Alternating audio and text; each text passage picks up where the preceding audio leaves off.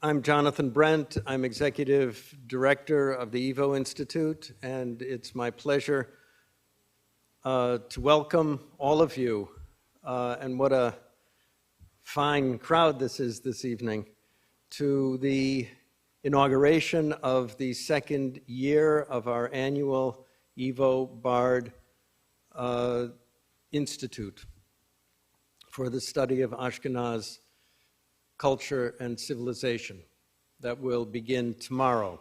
I know we have a lot of students among us, and I especially and very warmly want to thank you for coming and for signing up for the courses that we have. I know we have several professors here this evening as well, and I truly, deeply appreciate your teaching in this program and coming this evening to hear this talk.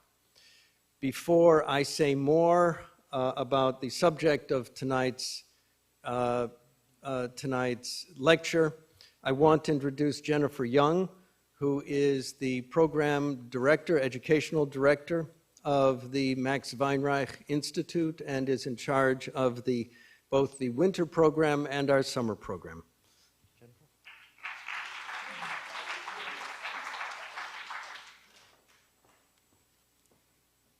Hi, thank you all for coming tonight for what's sure to be an extremely engaging discussion, and an especially warm welcome to those of you who are enrolled in the winter program, both those of you who are local New Yorkers and those of you who've traveled hundreds and even thousands of miles to be here for this intellectual odyssey we're about to undertake together. It's going to be a great time, and I look forward to sharing with you. A special thanks to all the YIVO staff who've helped us put this program together, and with a special thanks to Jonathan for starting us out on such a high note. Thank you.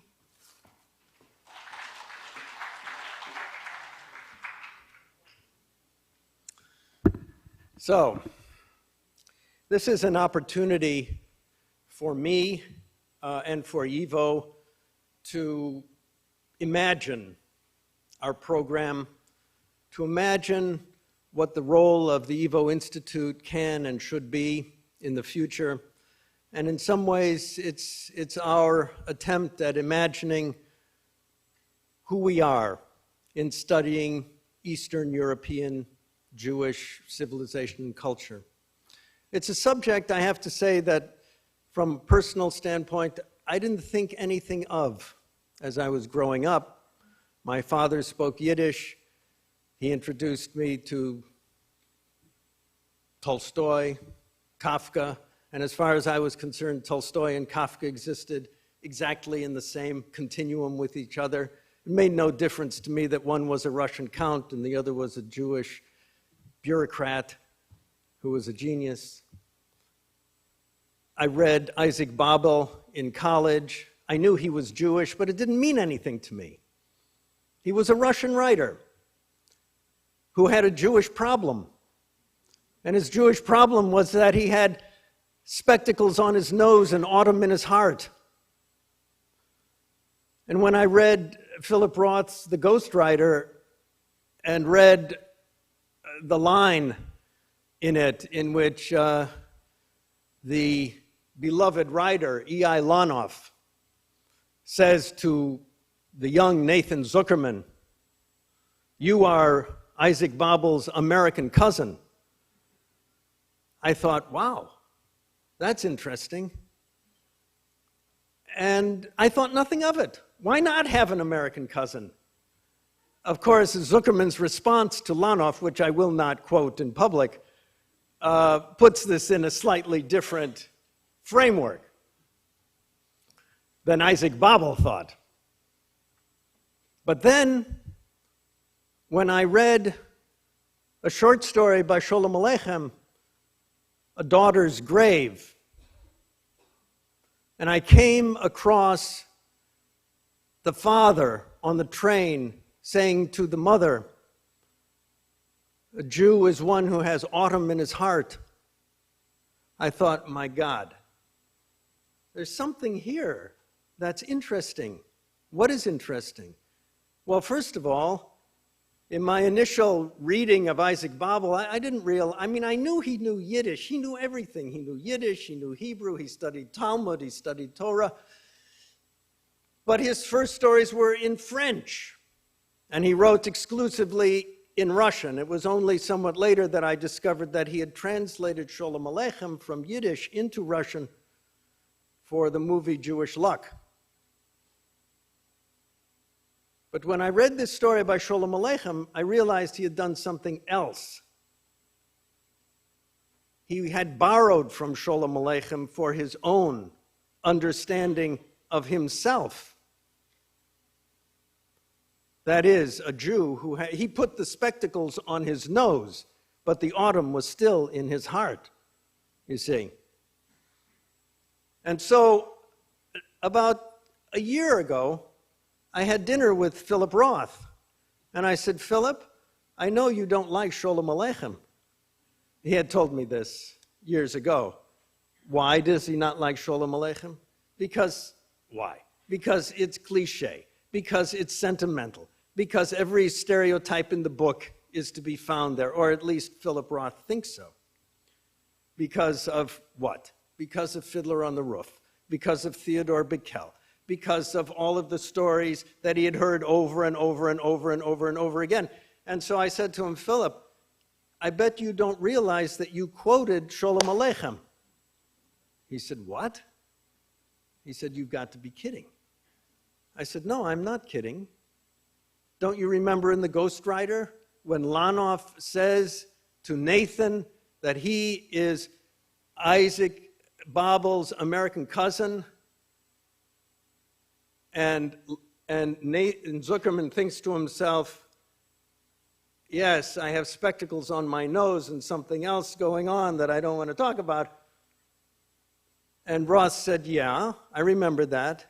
I said, well, but I bet you didn't realize that Babel was borrowing from Sholem Aleichem. He said, no. I never suspected it. But it's there. The last time I called Philip Roth, 3 days ago, he was reading the YIVO Encyclopedia of Jewish Culture of Eastern Europe. Why? Why? Because he was discovering the same thing that I was discovering, which is that there is an invisible continuum that Roth himself knew nothing of, that connects him, and not only him, but many of us sitting in this room, not just to Isaac Babel, but all the way back to things that were happening in a past to which we have very, very little access in our lives, either because we do not know Yiddish, we do not know the traditions, we don't know the frameworks of Yiddishkeit, but there is something that connects us. And this connection that I had discovered with Philip Roth, I began to see in a great many other places as well. Let me give you an example.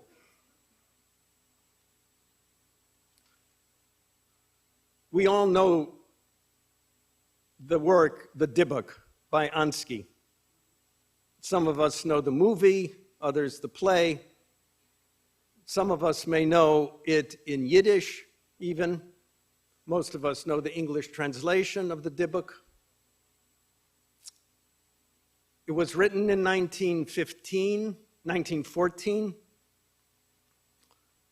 1 year before Kafka publishes The Metamorphosis, a world away, it seems, from the turmoil of Ansky's Galicia and the revolutionary activities in the Russian Empire, in the Germanic upper Jewish middle class of Prague.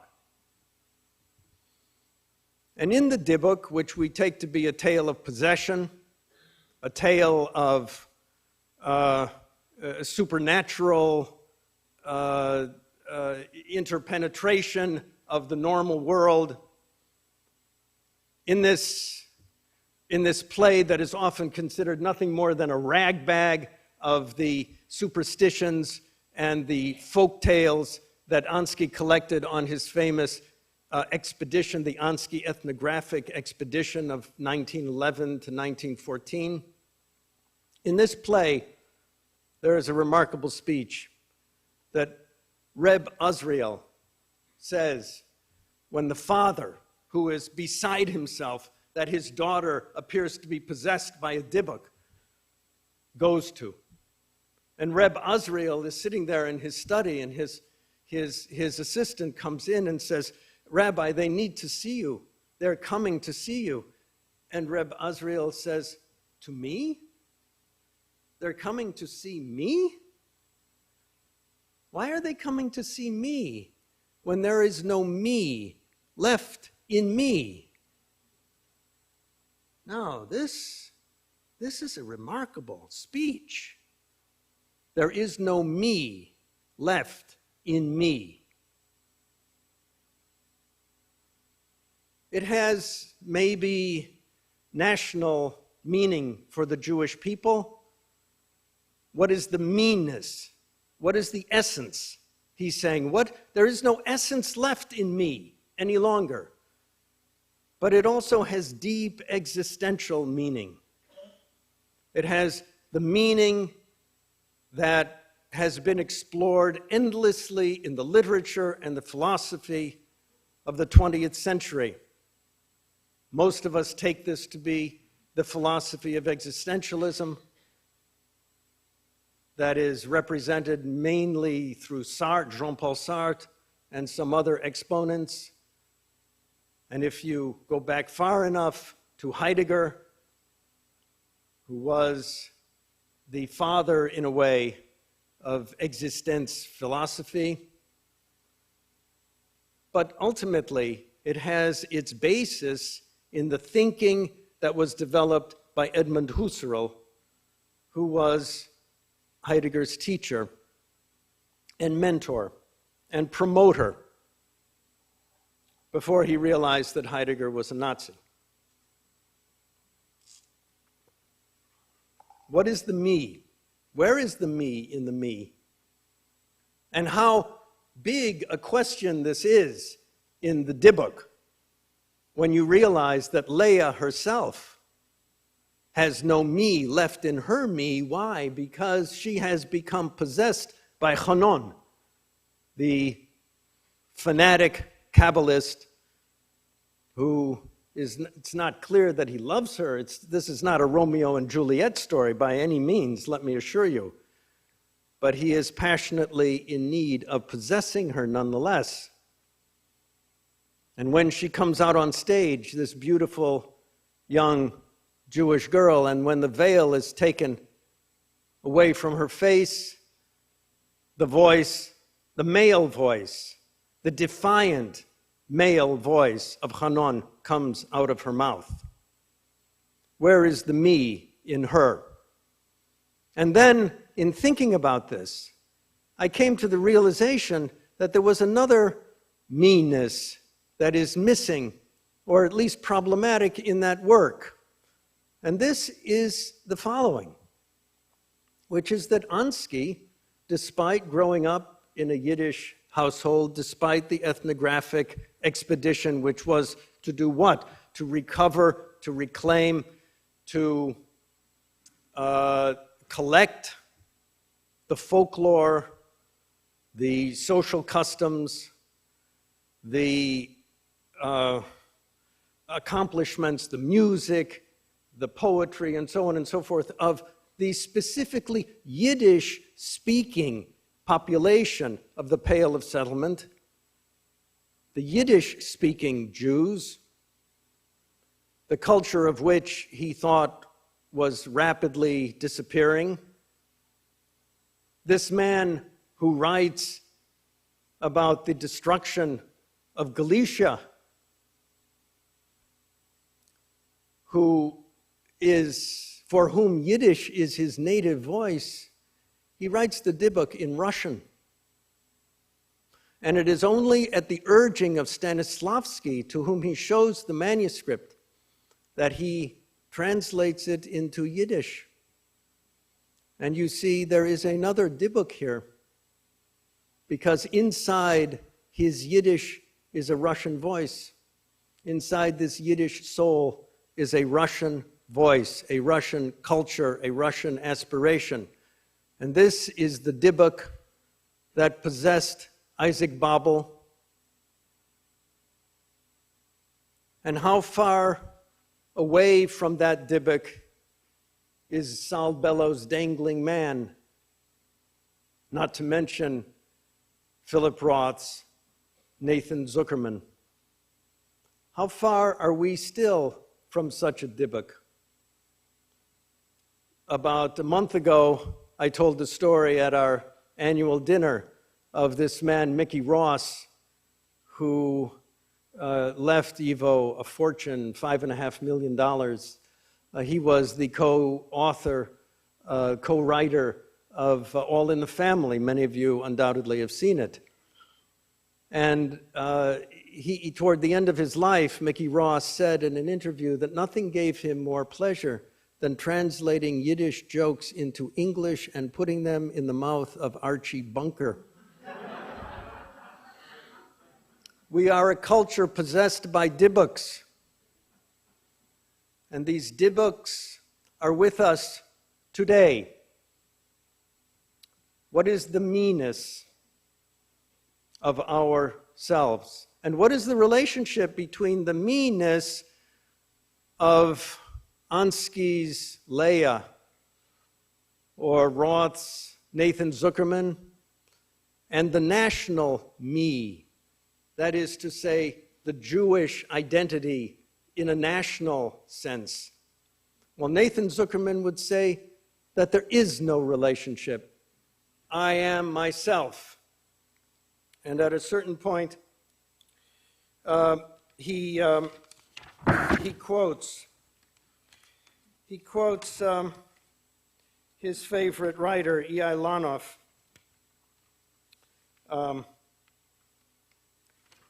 when he says that, when Lanoff says that the truth is that that myself does not exist in the ordinary sense of the word. That is to say, this self of the great writer does not exist the way you think it exists. Why does it not? Because he's up in the Glush of Vermont with his Gentile wife writing about Jews in the old country. Divided with a foot in both worlds, unable to be one thing or the other, an American through whom the old country is speaking, a Jew through whom the America of today is speaking, and he cannot expunge this dividedness. He cannot expunge this Dybbuk any more than Reb Azriel could expunge the Dybbuk from Leah in Ansky's play.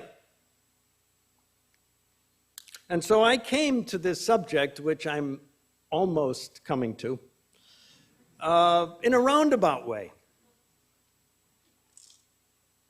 Not through the front door of Jewish studies, but through the back door of being interested in this world.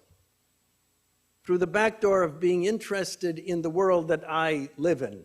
Because for some unknown reason, though I read Babel as a college student, I could not get his intrigues with the Red Cavalry out of my mind, even today.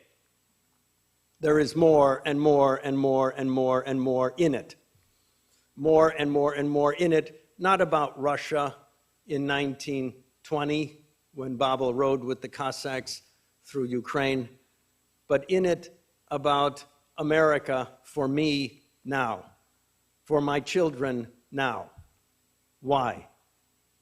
Because I believe, as does Roth and many others still, that we live in this divided world. But this divided world was also a world of tremendous accomplishment. And that was the other thing that drew me kind of like a magnet to Evo. I had a very nice job at Yale. I really did. A very nice pension, all kinds of things. But there was something that drew me to this world. And it was the excitement of getting in touch with something I was only vaguely cognizant of. And frankly, something I have never seen actually written about in its fullness. And this is precisely that, from about the beginning of the 19th century to the middle of the 20th century, there was a tremendous Jewish renaissance in the world. And often we don't see it because we talk about the German Jews, the French Jews, the Russian Jews, the Polish Jews, the Lithuanian Jews, and so on and so forth, not noticing the Jewish element, as I did not when I first began to read Babel. And you can read the 2-volume edition of Isaac Babel's work in the Russian, from the Russian publishers, and never know that he was Jewish at all. Why? Because he's a Russian writer. And if you go to Wikipedia, what do you find out? That Sigmund Freud was an Austrian neurologist who just happened to go home to his family and speak Yiddish with them because they were from Galicia. And what you find out about Edmund Husserl is that he was a German philosopher who lived in Freiburg, born in Moravia, whose father just happened to be a milliner and spoke Yiddish. This Jewish Renaissance produced as great a collection of great writers, thinkers, poets, philosophers, as the world has ever seen, all in one place. Sigmund Freud, Einstein, the father of the atomic atom bomb in the Soviet Union was Jewish. Einstein's collaborator, Boris Podolsky, Kafka, Joseph Roth, Sholem Aleichem, Peretz, Ansky, Lissitzky, Chagall. The list goes on and on and on and on. And when you think that this was produced by a people of 5 million, 7 million, whatever it was, tiny in comparison with the populations that surrounded it, you have to stand in awe of this vast accomplishment. And when I looked around myself, I didn't see any place where this accomplishment was made a subject of concern. At Columbia, where I went to college, or Chicago, or at Yale, where I was, no, these authors would be read sort of seriatim. You would read Kafka in a German language, in a German course, or modernist course, and Babel only in Russian course. You would never read Babel in the same class in which you would read Kafka, and so on and so forth. And it was like it was all divided and separate, and you couldn't really see the whole composite picture of this vast and great accomplishment that this people achieved. And it was a people. It wasn't just the Jews. It was the East European Jews with some Germans.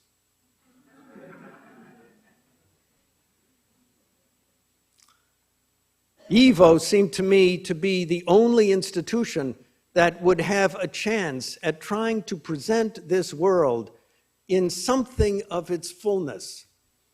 And why is that important?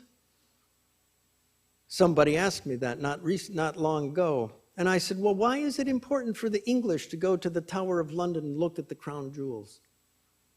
Why is it important? Why when you hear HMS Pinafore and there's that wonderful aria in it, and he was an Englishman, does every Englishman and every person who hears that know exactly what you're talking about? And there's a pride in it. He was an Englishman. And they go to see the crown jewels. And what would happen to the French if you took their Eiffel Tower away? or Flaubert, or a few other things that give them a sense of their meanness. And it became apparent to me that there was no such monument for the glories of Eastern European civilization, Jewish civilization, that produced all this genius, all this fantastic work in Poland, in Russia, in Lithuania, in Romania, in Latvia. Wherever you looked, in Austria, Joseph Roth, who is thought to be a Viennese Jewish writer, was born in Łódź, spoke Yiddish fluently.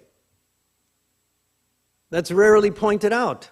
What does any of this have to do? Well, you can say, well, it has nothing really to do with that. They left Yiddishkeit and their Yiddishness and their Jewishness behind, and they became Viennese writers, and they became German writers and French writers and Russian writers, as I imagined in my naivete Babel had become, until I started reading Sholem Aleichem closely and realized that Babel not only borrowed formulations, linguistic formulations from Sholem Aleichem, but he borrowed the way to tell a story from Sholem Aleichem, the way to write a plot from him. And then it began to seem to me that there was more involved in this civilization than just a badge or a hat that said you were religious, or going to shul, or speaking Yiddish even. There was a way of thinking that became deeply ingrained and that manifested itself in a great variety of ways, in the visual arts, in literature, and poetry, and music, and also in the philosophy and the thinking of those who didn't even identify with their Jewishness, as neither Freud nor Husserl did. Husserl converted to Lutheranism at the age of 28. But I would contend to the day of his death, and he died in 1938, having been thrown out of the University of Freiburg by Nazi race laws that were presided over by his faithful student, Martin Heidegger, the rector of the university at that time. Even Edmund Husserl, to the end of his days, thought like a Jew from Eastern Europe. And so that's really what this lecture is about. This lecture is not about facts, although I don't believe you can have much of history without them. It's rather about trying to identify a way of thinking that links a great many different phenomena together and shows a continuum of which we here today, most of us, perhaps not all of us, are a part. And so I've completely evaded the structure of these notes that I have written out. It will take me quite some time to find my place again. So I will simply continue as I'm going, it seems. One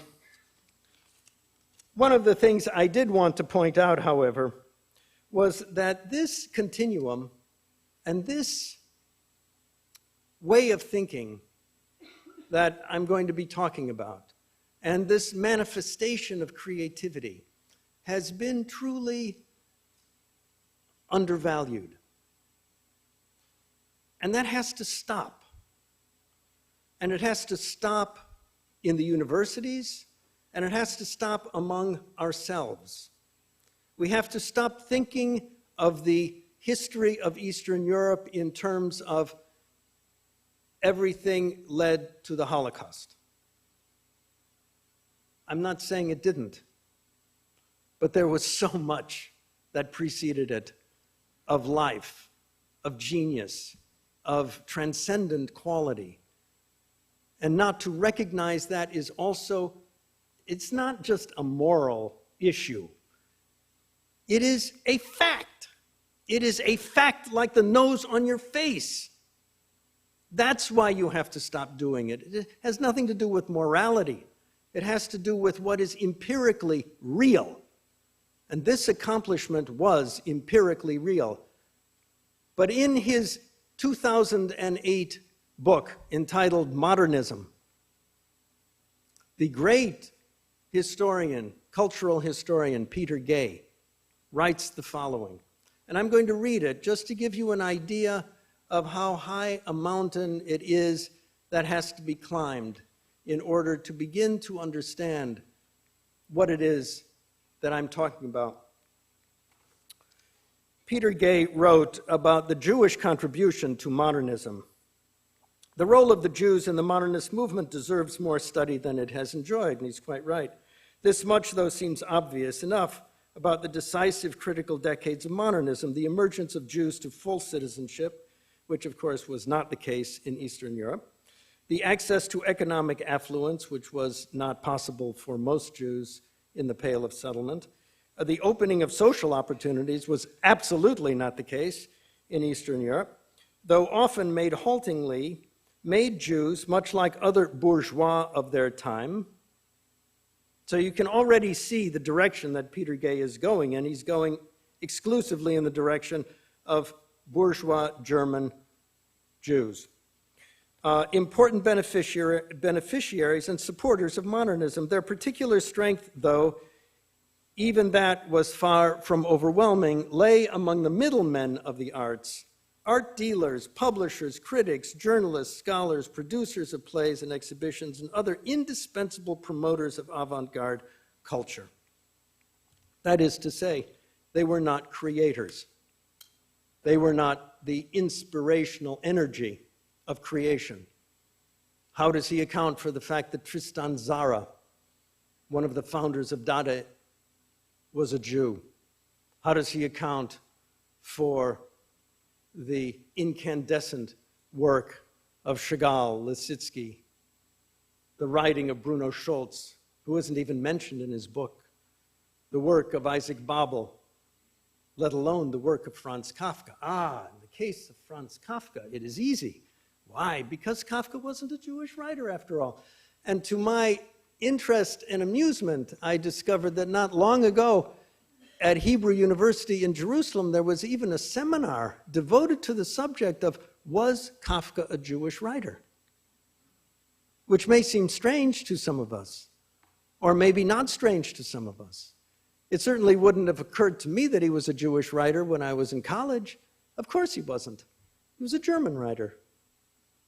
And there was nothing Jewish about him, except that if you read the Verwandlung carefully, you discover that in the scene in which the mother and the sister are trying to push the bureau out of the room, and poor Gregor, who's by this time a bug and not a very healthy one, is hiding under the sofa, and he peeps out, and then when he sees they're about to take the picture on the wall, he runs to the wall and he climbs on it and he sticks his body against the wall. And this throws the whole household into commotion. And the father comes in, and Gregor says to himself, it's funny, I've never seen so much commotion in this household since the High Holy Days. And the English translation, what does it say? Since the last holidays. But I have checked the German. It is the High Holy Days. It is a German Jewish middle-class household that is being depicted by Franz Kafka. In the Verwandlung, 1915, a year after Ansky's Dybbuk. And in 1911, in his diary, Kafka writes an amazing entry, which I'll also read to you. Yesterday, he writes, it occurred to me that I did not always love my mother as she deserved and as I could, only because the German language prevented it. The Jewish mother is no Mutter. To call her Mutter makes her a little comic, not to herself because we are in Germany. We give a Jewish woman the name of a German mother, but forget the contradiction that sinks into the emotion so much the more heavily. Mutter is peculiarly German for the Jew. It unconsciously contains, together with the Christian splendor, Christian coldness also. The Jewish woman who is called Mutter therefore becomes not only comic but strange. Mama would be a better name if only one didn't imagine Mutter behind it. I believe that it is only the memories of the ghettos that still preserve the Jewish family, for the word Vater, too, is far from meaning the Jewish father. And he concludes by saying, I am unable to recognize myself because the Dybbuk is within him, the German Dybbuk that has displaced the Yiddish voice. This is an amazing entry, because one of the things that happens to Gregor, as many of you will recall who know the work, is that as he is progressively inured to his fate as the bug, his voice becomes higher and higher and higher until he cannot even recognize it any longer. That voice, he can't understand it. He can't use it. No one else understands it. So that if he were to call his mother Mama, she wouldn't know what he was talking about either. That is how estranged from himself he had become. And so this idea of the difference between the Ostjuden and the Yekis, it's not there in a figure like Kafka. He understands this division within himself. What are we to call ourselves and what are we to be? How are we to understand ourselves, not just politically, Democrats, Republicans, this, that. How are we to understand ourselves in what Heidegger would call our ownmost way? Our ownmost. How do we understand that? How does a Jew understand that? And one of the things that has become so evident to me over a long period of studying these writers is that the Jews of Eastern Europe came to the conclusions they came to not by reading philosophical texts, and inventing solutions from them, but by confronting the concrete realities of their day-to-day experience in the world. The day-to-day experience of hopping from one place to another and never knowing quite where they are, like that character in the famous Sholem Aleichem story who puts on the wrong hat. He puts on the hat of the government inspector, and therefore everybody thinks he's a government inspector. He has to run back to the railroad station to find his old hat because he can't bear sitting in first class. That's the situation. And it was the situation for Kafka, the situation for Ansky, the situation for Babel, the situation for Philip Roth.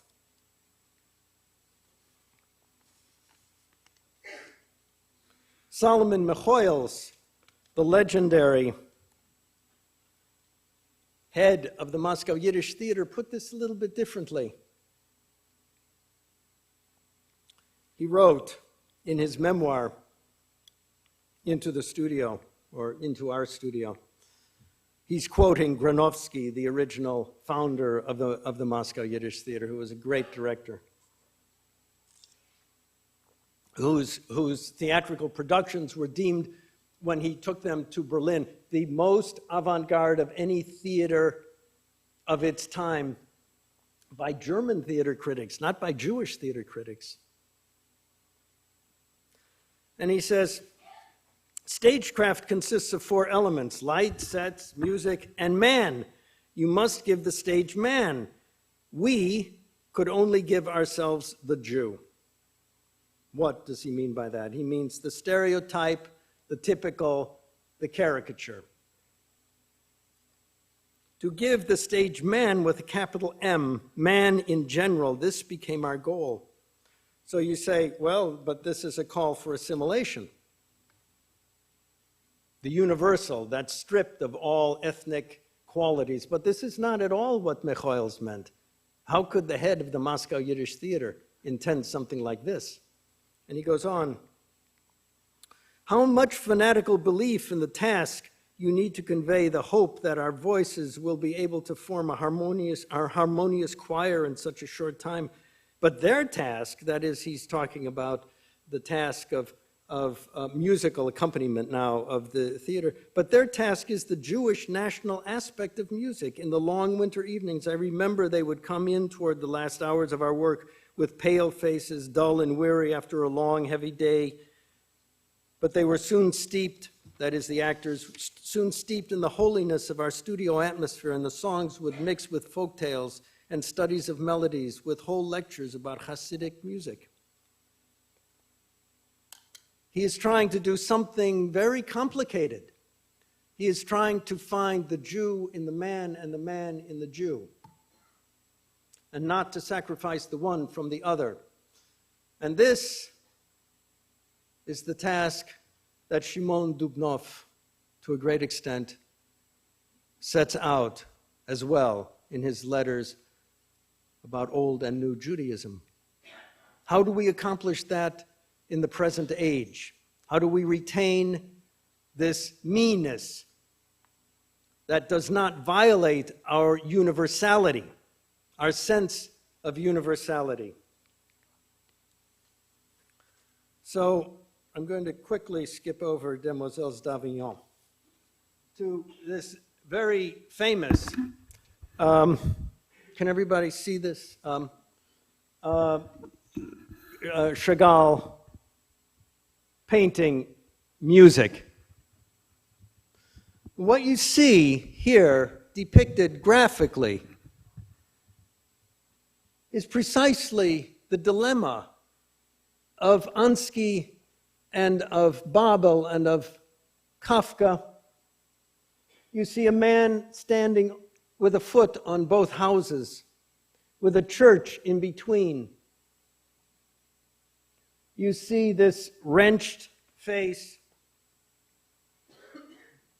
with that, unfortunately it doesn't show well here, but with this nose that's twisted in a sort of savage way that actually reminds one a bit of the masks in Demoiselles d'Avignon that Chagall saw when he was in Paris in 1910. Chagall does a whole piece called Dreaming of Picasso. But whereas these prostitutes in Demoiselles d'Avignon have a confrontational, brutal, bitter aggressiveness about them, this fiddler has a somewhat soft and limpid look in his eyes, an inviting timidity almost, a questioning of how the hell am I going to do all this? And above his head, as you see, there are symbols of the abstract circles, and all the way to the right above that house is Malevich's Black Square, the first attempt at abstract geometric art ever in Western art. And in a way, what you see here in this extraordinary painting is a man who has, in some respects, the brutal, cruel twist in his face of those Parisian prostitutes, but possesses the sadness in his eyes, that autumn still in his heart, which he cannot let go of, who stands atop two different houses with a church in between, and whose open cape does not reveal an aggressive or enticing flesh, but rather what? His talus. The open cape reveals who he is, and who is he? A Jew who's divided in the middle, whose head touches the tops of those houses, and above whose head is a transcendent abstraction, a universalism that is common to everyone. And so this is, in a way, Chagall's attempt at trying to solve this insoluble problem of how to be, what to be, where this meanness might be. And you see, one hand is yellow and one hand is actually green, and he holds the bow of the violin in such a way that he can't possibly produce the music. So the music is actually not the result of his violin. The music is the result of his being and the sublimation of his experience through the complexity and the contradictions of his existence. It's an extraordinary painting. It is, in some ways, iconic of so much else that we will talk about, God willing, if I can get there, for the rest of this evening. Dubnov defined the significance of Jewish history as a tension between universalism and nationalism, as a tension precisely between those symbols atop those houses and those shtetl houses that he has his feet on. That is the significance of Jewish history. What does that mean? It doesn't mean that we are born out of this reality. It doesn't mean that all of us live in a shtetl and sometimes we run to a university. It means the importance, the meaning of our history is this. The significance of our history is this, that our history can join these worlds together and does join these worlds together. Indeed, not only does it join it together, it creates it. And this is where I take greatest issue with Peter Gay's interpretation of Jewish creativity. We create these worlds. And while the dirt and the degradation and the humiliation of shtetl life is still in the active memory of many of us, either from pogroms or the Holocaust, or those things that are remembered from our parents and grandparents, but the sublimation of that into universal experience is the Jewish achievement, the great accomplishment of our people, and particularly our people of Eastern Europe, because they suffered unlike any others. And so the accomplishment is all the greater. He writes, Shimon Dubnov writes in his history on his essay on Jewish history, that the universalism, of course, derives from our prophetic tradition, and our nationalism derives from the day-to-day realities of religious ritual, religious practice, and so forth. But at bottom, that which binds the people together is historical consciousness.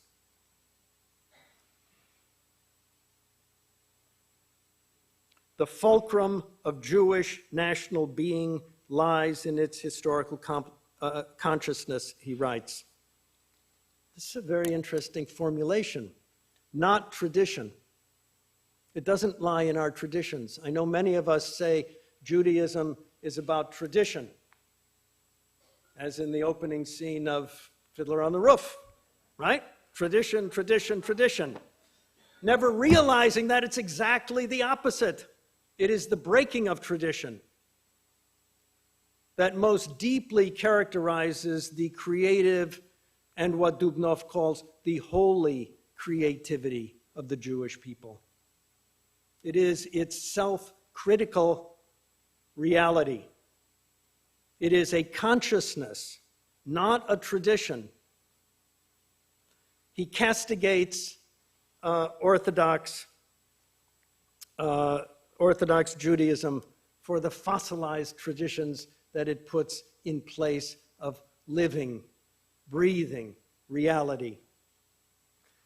And he says that, look, and he writes this in 1893, 7 years before the interpretation of dreams and 7 years before Husserl's logical investigations. He writes this in 1893, and he is being influenced not by Freud and not by Husserl in his formulations, but rather by German idealist philosophers that have been funneled through and sort of rethought by, in particular, Heinrich Graetz, the great Jewish historian who was, in many respects, Dubnov's mentor. He says this consciousness is a complex psychic phenomenon. It's a psychic phenomenon. And one of the great accomplishments of Dubnov is that he centers this historical process not in the Geist, not in Hegel's Geist, not in Schopenhauer's will, but rather in your brain, in my brain, in our brains, in our consciousness, in our minds. He sees the concrete individual, which is precisely what Husserl insisted upon, and Freud. The concrete person was the thing. This complex psychic phenomenon relies on a common memory. It relies on historical traditions of all sorts, on impressions and self-identity. It is a soil in which deep down lies embedded an unconscious element, he writes in 1893, an unconscious element. And this unconscious element is what he calls Jewish national feeling. Not thoughts, but feelings, unconscious feelings. And you can see how he's thinking very much along the lines of a psychoanalytic model, but without the aid of Freud's psychoanalytic theory. And as a conscious element, the Jewish national idea. And his task, and the task of enlightened thinkers and leaders of the Jewish community, was going to be to lead the folk, the masses, the 5.5 million Yiddish-speaking Jews of the Pale of Settlement and the Russian Empire, from their unconscious feelings to their conscious ideas. And what was the aim of this movement? The aim was freedom, autonomy, Jewish autonomy, which ultimately becomes his non-territorial Zionistic thinking. Dubnov was quite a Luftmensch, a wonderful man. It didn't come to much. Of course, the Holocaust intervened. But his idea was there. It was a powerful idea. And the idea was that we had to change the way people thought, not about the world, not about the Russians, and not about the Poles and the Germans, but thought about themselves. It was a very self-critical philosophy that he was proposing. And Dubnov, as many of you know, was one of the founding fathers of the YIVO Institute. The freedom of the national individual flows from the freedom of the individual as a human being, he writes. How utterly unlike Hegel or other German idealist philosophers this formulation is. It flows from the concrete human being, the concrete individual.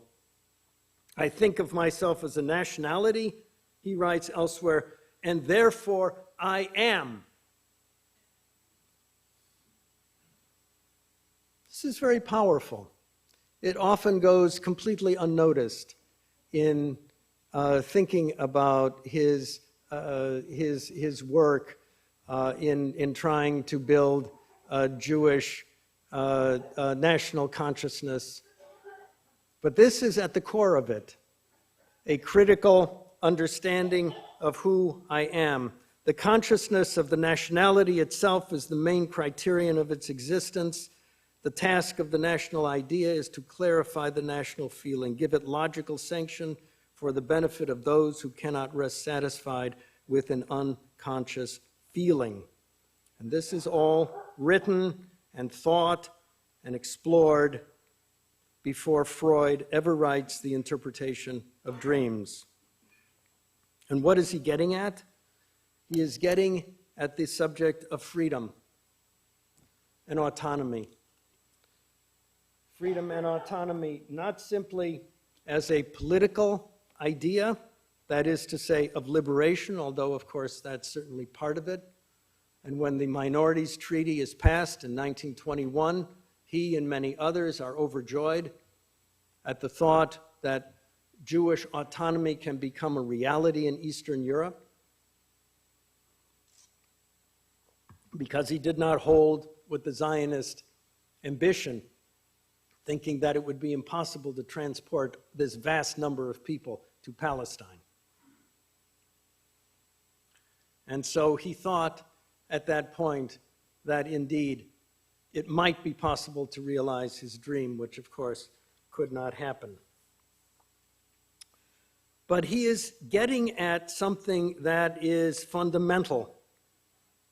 And it is the fundamental point at which he and Edmund Husserl and Sigmund Freud converge. And this is the point which I believe is a uniquely Jewish contribution to the thinking of the 20th century, whether it's in historiography or psychology or philosophy, which is that reality is constructed. It is constructed. If I think of myself, then I am it. It's very powerful. Yes, it's a version of Descartes. Absolutely. But it's a Jewish version of Descartes. And it's an immensely important one here. And why? What does it presuppose? It presupposes the absence of a tradition that tells me who I am. It presupposes an absence, I hate to say this, of a God who tells me who I am.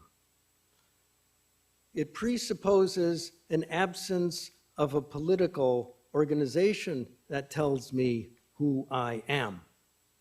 We must choose it. We must choose it. And that was the burden of his writing, the burden of his endeavor throughout his life, which was to get people to choose this way. He was not successful, but what difference does it make? Most things are not successful. It's a great idea. The search for freedom, autonomy, being, truth, self-knowledge, meaning, free cultural development, the national ego is all an attempt at restoring the me in the me. And so he opposes consciousness to tradition.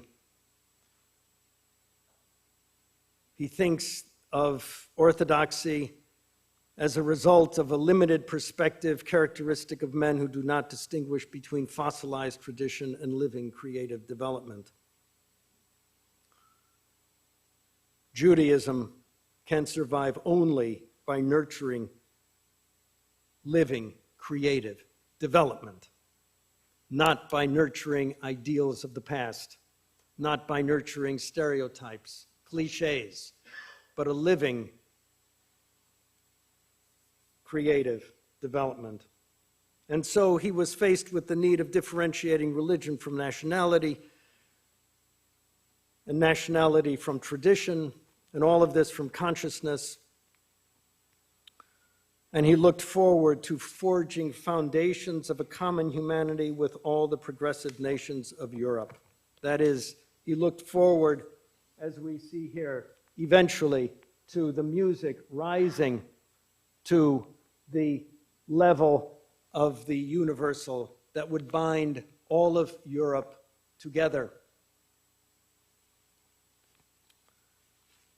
And I'm jumping a little bit ahead of myself, but in 1936, this is precisely the ambition of Edmund Husserl in his work that remained unfinished at his death, The Crisis of the European Sciences.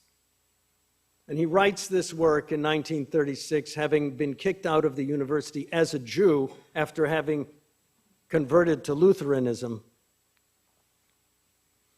He writes this in the face of and in contradiction to and in an attempt at combating what he felt were the virulent and pernicious ideas of his favorite student, Martin Heidegger, who embraced Nazism with a fervor that was almost impossible to imagine. And in the introduction to metaphysics, Heidegger writes, which he wrote in 1935, and which, when, I'm ashamed to say, when Yale republished this work after the war, did not insist on a revision, nor did Heidegger ever revise it. He writes, "The world has yet to appreciate the inner spiritual greatness of National Socialism." And it was in the face of that Husserl gives his 1935 lectures in Prague as a man who is desperately trying to find a way of doing precisely what Dubnov imagines possible, of uniting Europe again by thinking. You say, my God, this man, Edmund Husserl, who begins life as a logician, as a mathematician, as someone for whom 1 + 1 = 2, and yet he thought he could change history by getting the German people to think differently in 1936 after having already elected Hitler? He was a dreamer. He was a dreamer. He was an absolute dreamer. It wasn't going to happen. But he stands for European history. And what is the basis of European history for Husserl? The basis of European history, as opposed to the history of any other group, nation, or state that one can imagine, is that it is based on reason and the unfolding of reason. We may disagree about this. This was his conception, that history was the unfolding of reason, almost in a Hegelian fashion, but not quite, because he centers reason in every individual. He centers reason in your consciousness and in my consciousness. And he writes, humanity which seeks to exist and is only possible through philosophical reason, moving endlessly from latent to manifest reason. And again, here we see this movement in these thinkers from latent to manifest, from the unconscious to the conscious, that this is a movement that is going to produce freedom, the liberation that Freud eventually writes of, that we all hope after many years of therapy and analysis to achieve, to take that Oedipus complex by the throat and throw it out. We don't need it anymore. But here he writes about the need to go from latent to manifest reason in all of humanity, much as Dubnov sought to do so in terms of Jewish history, seeking its own norms, and through this its truth and genuine human nature. To be human at all is essentially to be a human being in a socially and generatively united civilization, as opposed to what his student, the father, so-called, of existentialism, Martin Heidegger, believed to be the great German nation that contained the essence of all humanity and from which most of humanity was thereby excluded.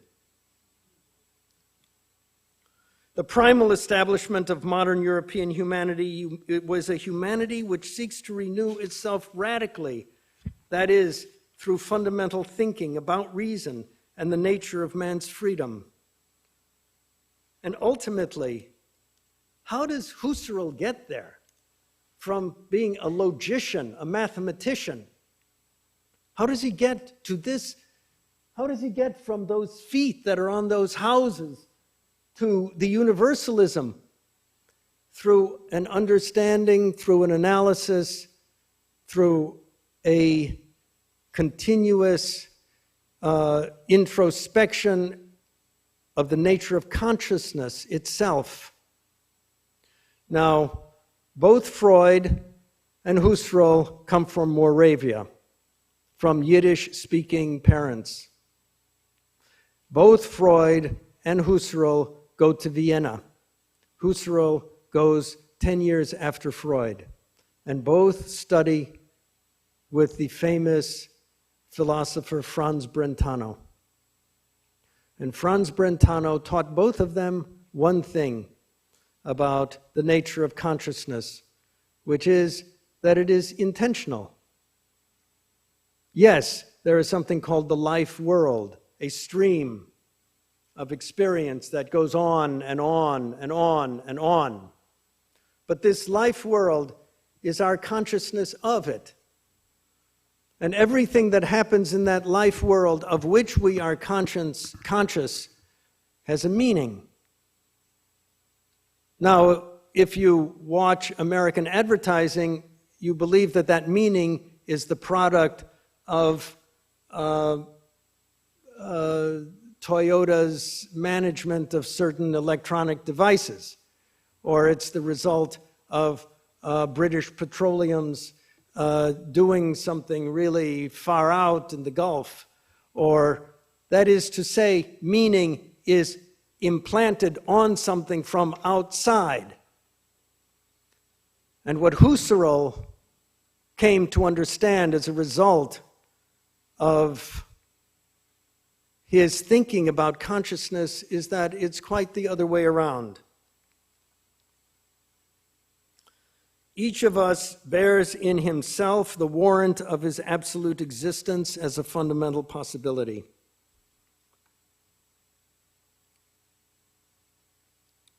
I myself, or my experience in its actuality, am absolute reality. This thinking process, this process of consciousness, is the only warrant that we have for reality. It is that which gives meaning. And in his great work of 1913, Ideas, Husserl writes, consciousness is just consciousness of something. That is to say, it's intentional. It is directed. It is never passive. It's always active. And at one point he said, isn't it interesting, we can't feel ourselves thinking. We can't feel our consciousness, but we know it. We can't feel it. We have no ability to touch it, to understand it as we have the ability to understand other things. It is sui generis. It is consciousness of something. It is its essential nature to conceal meaning within itself, the quintessence of soul, so to speak, of mind, of reason. Consciousness is not a title name for psychical complexes, for fused contents, for bundles or streams of sensations. He's attacking here both Freud and Gestalt psychology, which meaningless in themselves could give forth no meaning, however compactly massed they might be, but it is consciousness through and through, the source of all reason and unreason, all right and wrong, all reality and illusion, all value and disvalue, all deed and misdeed.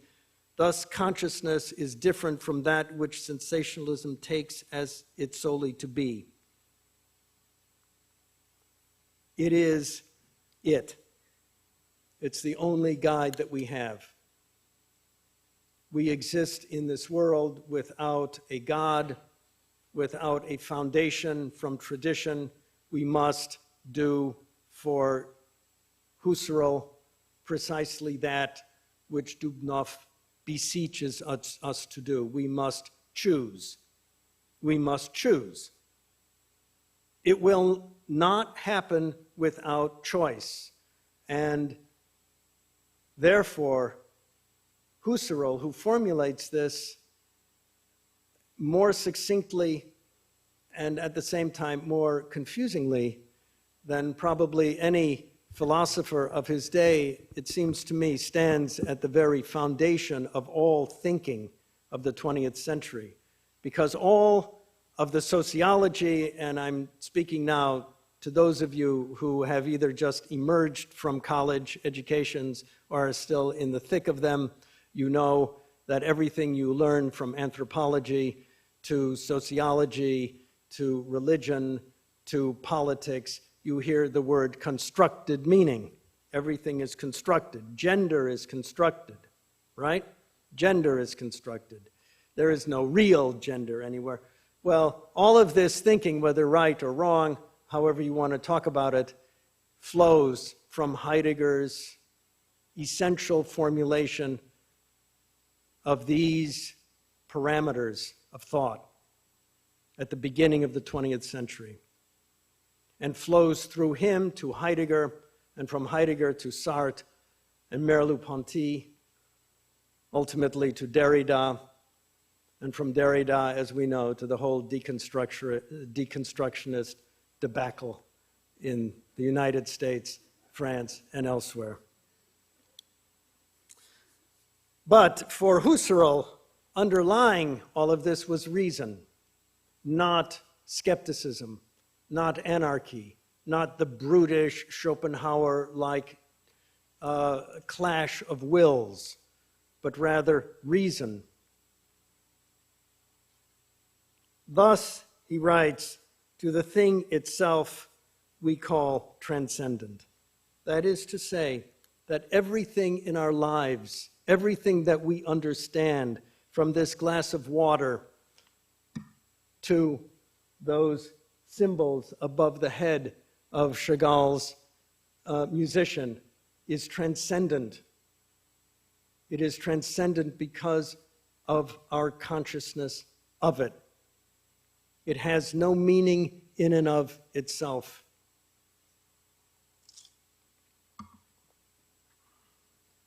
Freud, who enters the University of Vienna in 1873, 10 years before Husserl, is impregnated with the same fascination for consciousness as Husserl, but he takes it in a different way, of course.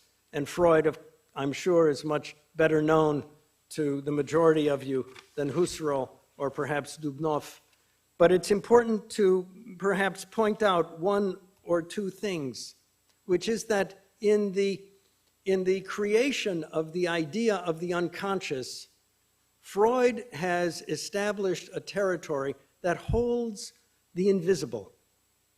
He's created a territory in which the instincts and the drives, that are unacceptable to consciousness are retained. They're not lost. And the consequence of it is that they intrude on our daily life in ways that we don't understand and which create all kinds of problems for us. But they remain there. And what are these complexes? They are things that relate us to the whole of humanity. How so? Well, instincts, obviously. But take the Oedipus complex. What is that? For Freud, it was a universal complex.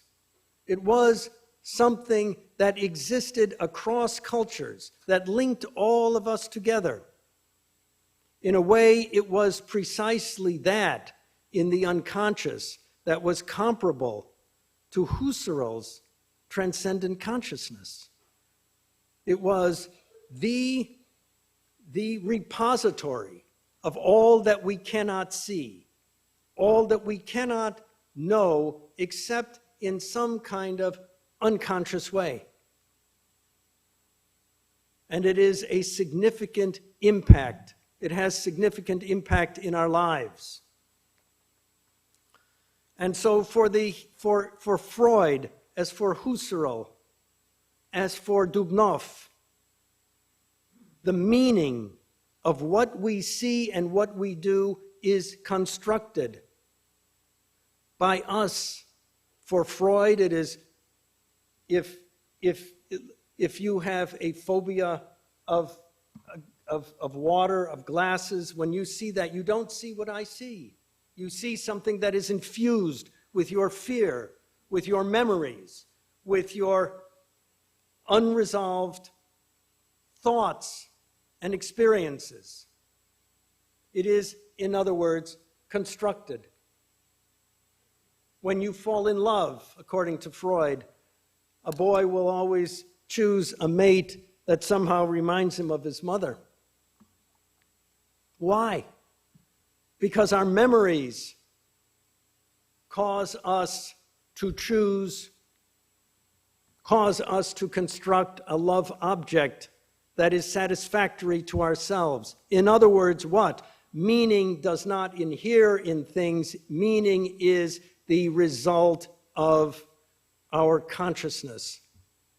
And so Freud and Husserl, who truly had nothing to do with each other, except that they studied with the same teacher, and Husserl read Freud. I doubt that Freud read Husserl, and he didn't like Freud. He didn't like Freudian ideas at all. They were thinking along the same lines about the nature of consciousness. And this is what links them, and it is what links them as well to Dubnov. It is the reality of what has been erased that fascinates them all, erased from immediate understanding. And my argument then is that this national me and the individual consciousness are framed and formed within an encompassing structure of Jewish experience of Eastern Europe. The one is transmitted through the other, regardless of outward demonstration of national or religious identification. It is, in other words, a way of being, a way of knowing, something that is much deeper than a mere religious affiliation. It is a way of placing oneself within a contradiction with the full knowledge of a Dybbuk, whose voice is sometimes unintelligible to us, but nonetheless real within us. It is a way of being that is self-critical, self-conscious, despite all attempts at silencing or tranquilizing the angry or impetuous voice within us. And so I think I'm going to stop there. I'm going to say a couple words now, though, about our winter program and our hope for the winter program. which is to build a series of courses that is going to help open up this world for students. Open up a world which, in my opinion, is given short shrift in many universities and colleges, a world that many scholars are fully cognizant of, fully aware of, but which has not received yet the kind of sustained and focused attention which we at YIVO believe that it deserves. So thank you very much.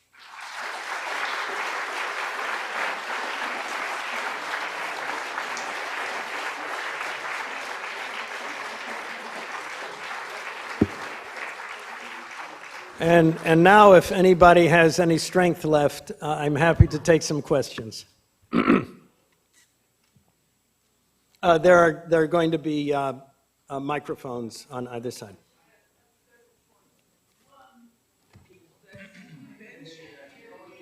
Excuse me. The people that you mention are really people who have left the shtetl, who are urban Jews for the most part, in a sense liberated from the tradition that you were talking about, the religious tradition that you were talking about. And I think that's a very important point. Mm-hmm. I don't think that they could have remained in the shtetl and become the artists that you talk about, certainly. Another point, when immigrants came to this country, they left that tradition, and it's really interesting. We talk about the third generation recapitulating that earlier period, and in a sense, that's what you're talking about here as well. When you talk about the unconscious, I got the feeling of a Jungian idea rather than a Freudian one, which is something that you should consider. There is certainly a Jungian overtone to Dubnov's formulation of it. That's absolutely true.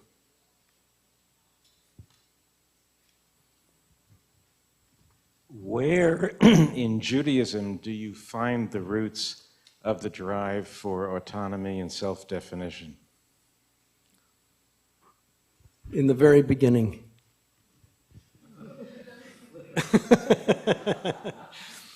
Let me tell you a story. You all know the story of Adam and Eve, correct? Everybody knows. Some of you may not know that it is taken from, or parts of it are taken from, the Epic of Gilgamesh, where there is a serpent. And in the Epic of Gilgamesh, the great Sumerian king, is desperate to find the herb of eternal life. And so he goes on a long voyage, and he meets a wise man who says, the herb of eternal life, you have to dive down into the sea, and there, in a certain place, you will find it, pluck the herb and eat it, and you will live forever. And so it's thought that the Hebrew version of this makes use of some of these elements. And so Gilgamesh goes on this voyage, and he dives down to the bottom of the sea, and he takes this herb. And when he's done, he's tired, and he doesn't eat it. Instead, he puts it on the rock nearby him, and the serpent comes and eats it. And the second the serpent eats it, it sheds its skin, which is a sign that it will live forever. Now, in the Jewish version of this, Adam and Eve are in the Garden of Eden. And there are two trees. One is the tree of knowledge, and one is the tree of life. And the serpent says, if you taste of the fruit of the tree of knowledge, you will live forever. You will gain knowledge. So Eve doesn't really know what the serpent is talking about. But he causes her to look at the fruit, and she says, yes, it looks good to eat. So she takes it and she eats it. And nothing happens. This is the Jewish genius. Nothing happens. Only when she gives the fruit to Adam do the scales fall from their eyes. And this little variation on the Babylonian myth tells you everything there is, it seems to me.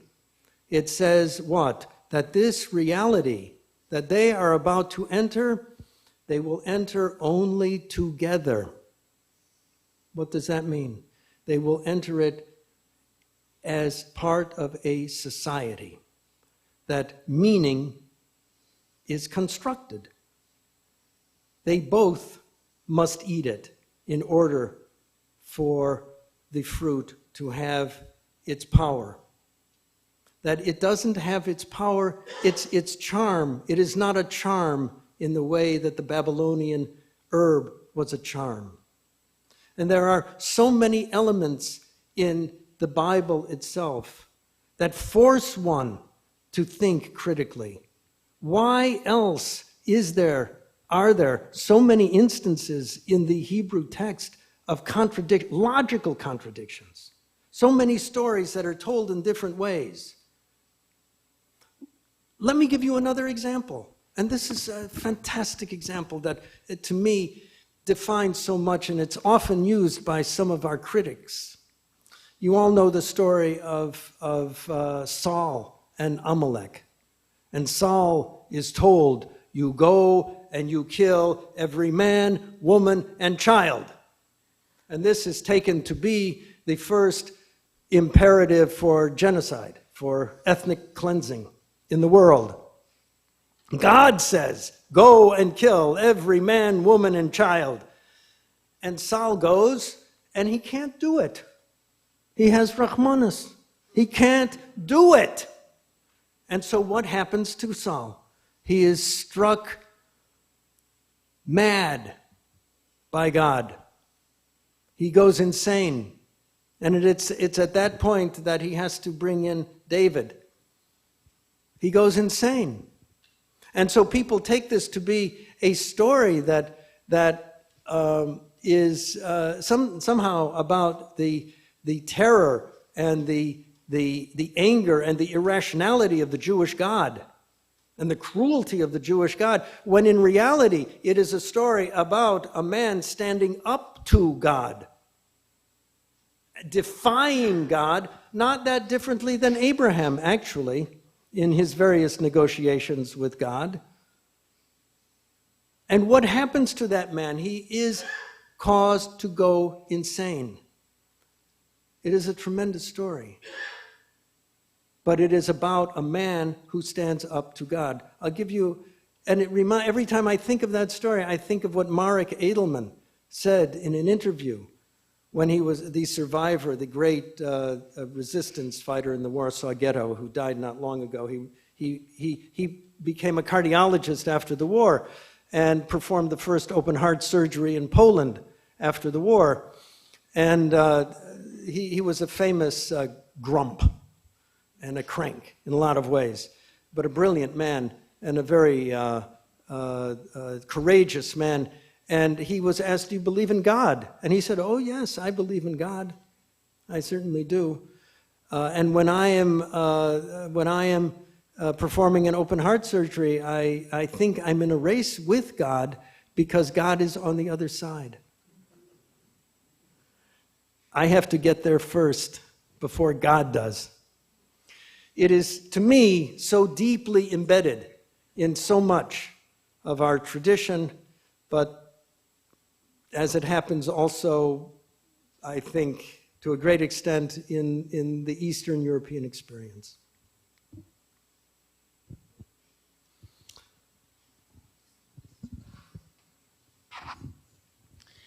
It seems to me you have some obsession with Babel.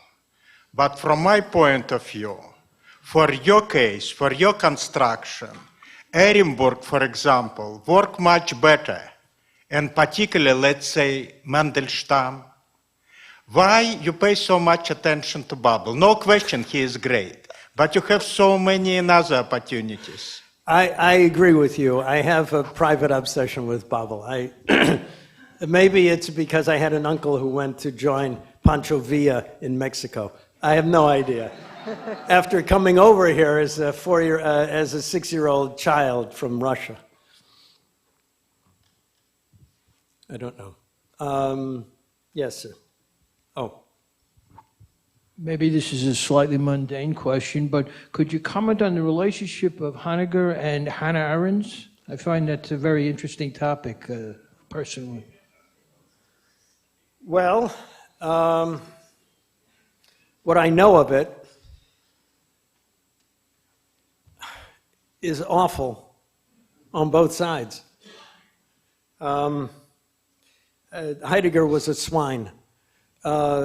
And all you have to do is read his correspondence and read about the endless pettiness of his preoccupations of getting a job and having a position. And he was a master at manipulating Husserl, and not just Husserl, but all of his friends, whom he would turn on in a second. It wasn't just Jews. He was actually... He had many students who were Jews, and he befriended various Jews, helping them to get out of the country at the time. But his relations with Hannah Arendt were just swinish from practically the beginning. And Hannah Arendt was a starry-eyed, brilliant, and those of you who may have seen her in her old age here at Columbia or at the University of Chicago might have not ever realized that in her youth she was a great beauty also. And she was brilliant, and she fell for him. He was the great philosopher. And the scenes of the relationship or of the confrontations between him and his wife and Hannah after the war are just... In a way, you don't want to read these things. You don't want to know exactly how petty and how... what were you saying? Yeah? Human, but it was worse than human from my point of view. It's worse than human because Heidegger was a great philosopher. And as swinish as he might have been, he really was a great thinker. In many, many different ways. Not in all ways, but in my opinion, in many ways. So I think that's all.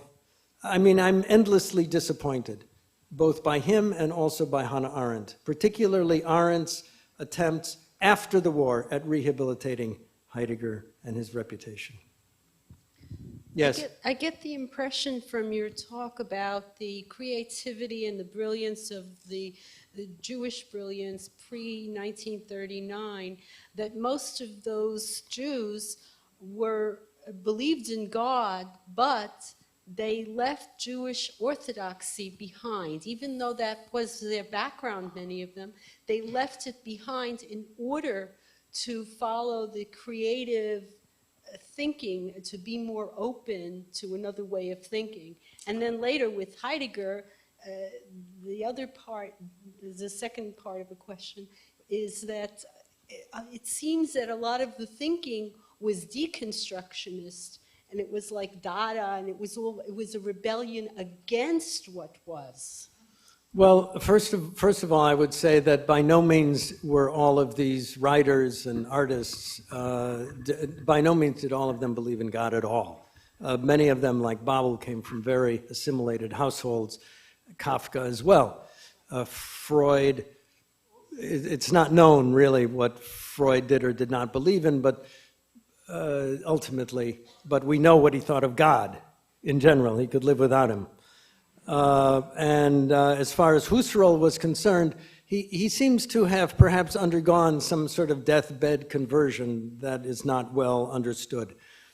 Husserl was a very spiritual man, but it's not at all clear what God he believed in. I think it was some kind of deity, actually more like those symbols that you see up there. So I don't think that they were all non-believers, believers. I think that underlying a lot of belief was this more essential kind of way of being in the world as a Jew. And that way of being in the world encompassed many, many different aspects of their lives. And I've now forgotten the second. Oh, and then you're talking about Dada and so forth as rebelling against it. Well, yes, they were all rebelling against it. And I would say that in his own quiet and sort of soft way, so was Sholem Aleichem. Many of Sholem Aleichem's stories can be read in ways that are quite brutal and cruel and calculated to upend cherished traditions of all sorts. Look, we're Jews. What do you want from us? This is what we do. And I guess that's the simple thing. This is what we do. And we've been doing it for 3,000 years. Upsetting the apple cart.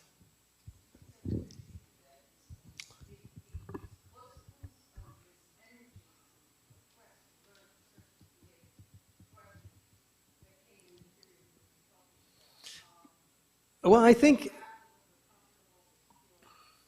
don't know if affluence and comfort are the key, because after all, there are a lot of great writers who came from very noble households. There was a Count Tolstoy, after all. But there is something about Jewish creativity that I think is connected to an introspection. And to the extent that Jews are no longer perhaps as introspective about their position in the world, maybe it will lead to some other kind of creativity. I have endless faith in our young people. And I think it's too soon to judge anything. Look, every Renaissance comes to an end. It has a beginning and it comes to an end, even the Italian Renaissance. The English Renaissance. But when I compare the English Renaissance that produced maybe 7 great figures, of course one was Shakespeare, but nevertheless, to what I take to be the Jewish Renaissance that produced such a multiplicity of geniuses, I stand, you have to be in awe of this accomplishment in a way. And it's something that I hope our children can be proud of and know that they come from this and stand before this like an Englishman at the Tower of London.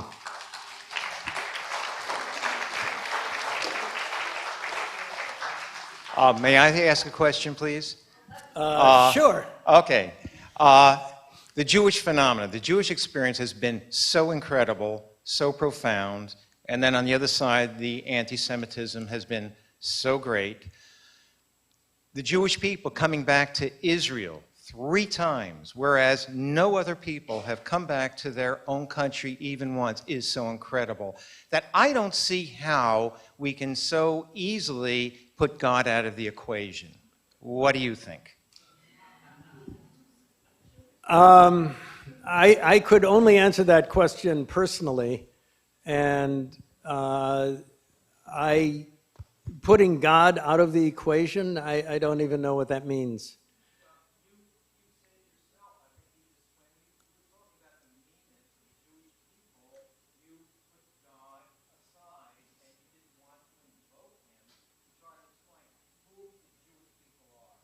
No, excuse me, but I wasn't doing that so much as following the thinking of people like Ansky and Kafka and so forth, in which God does not really appear.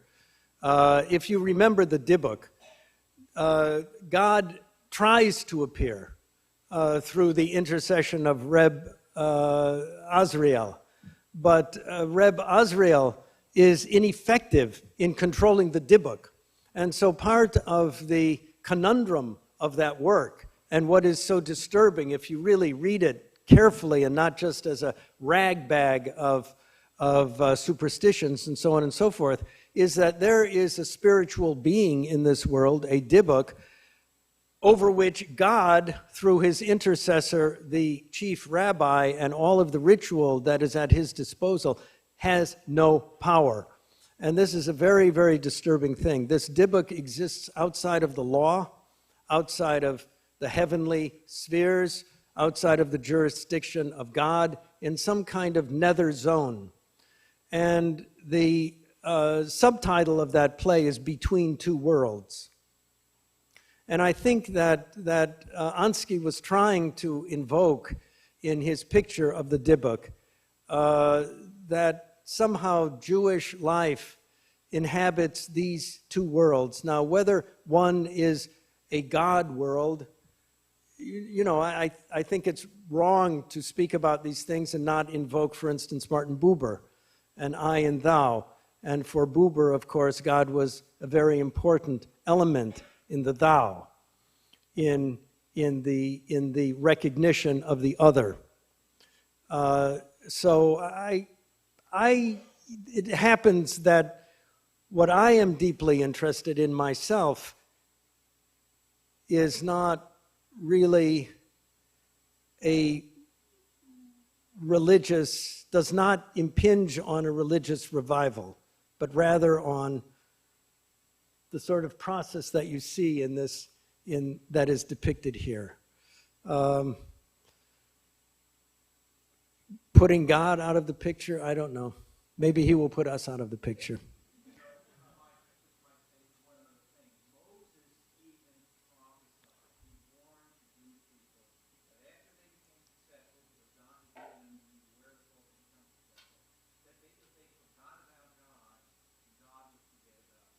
Mm-hmm.